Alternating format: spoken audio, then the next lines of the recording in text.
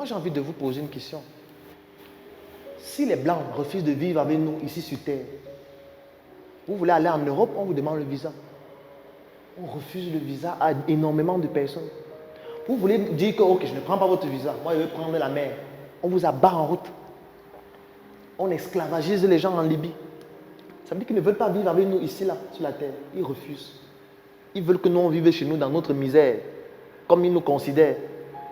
Mais pour aller au ciel, où on sera avec Dieu, où c'est plus beau que la terre, pour la vie éternelle, ils nous l'offrent gratuitement. Ils nous prêchent la bonne nouvelle gratuitement. On nous distribue les Bibles gratuitement pour qu'on aille vivre où c'est mieux que la terre, où ils refusent de vivre avec nous. Moi, je trouve qu'il y a un problème. Parce que vraiment, si c'était sincère, c'est que la Bible devait coûter même 20 000 euros. Parce qu'on devait empêcher que les gens aient des connaissances pour aller là où c'est mieux que sur la terre, où ils refusent de vivre avec nous. Et je vous ai expliqué tout à l'heure le gratuit. Quand on vous donne quelque chose gratuitement, c'est parce que c'est vous le produit. Quand on dit par exemple que si on te gifle sur la joue gauche, tu tends la joue droite, qu'est-ce que ça veut dire? Si tu fais ça dans ton entreprise, tu disparais.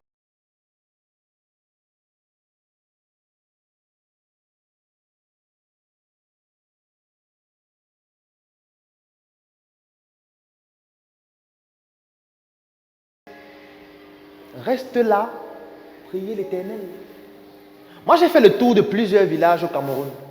La particularité des villages, c'est qu'il y a toujours une grande église. C'est la particularité de presque tous les villages. Vous arrivez dans un village, il n'y a pas de route, il n'y a pas d'école, il n'y a pas d'hôpitaux, il y a toujours une grande église. Les mamans passent toute la semaine au champ. Elles cultivent, elles vendent au marché, elles économisent.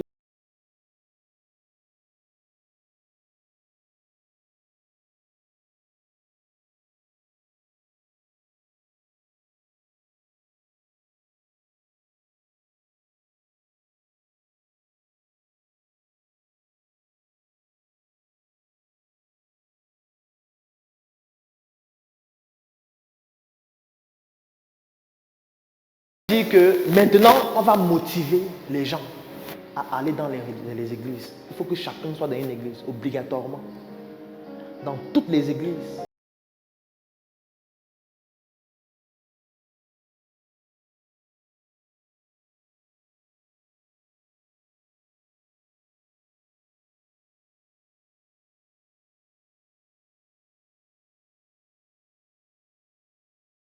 Du mois, on dit peut-être qu'on a récolté 2 millions. On prend peut-être 200 000, 150 000. On donne à l'église que bon, vous payez les factures d'eau, de lumière, ou je ne sais pas, vous payez les déplacements. Pas de voiture, parce que Jésus était pauvre. Jésus c'était un charpentier. Je ne peux pas être riche alors que le Seigneur est humble et ne veut pas la richesse. Donc tu vas prendre le taxi. Et le reste d'argent, on construit les écoles, on construit les hôpitaux. Ça sera une sorte de fiscalité aussi, mais qui est dans ce sens-là et qui permet de réaliser des projets sociaux qui sont plus utiles pour la population. Et plus il y aura d'argent, plus on construit d'autres églises. Il faut qu'il y ait plus d'argent. Parce que plus il y a d'argent, plus on pourra même faire des ponts. On pourra construire des avions, des aéroports, des trucs comme ça.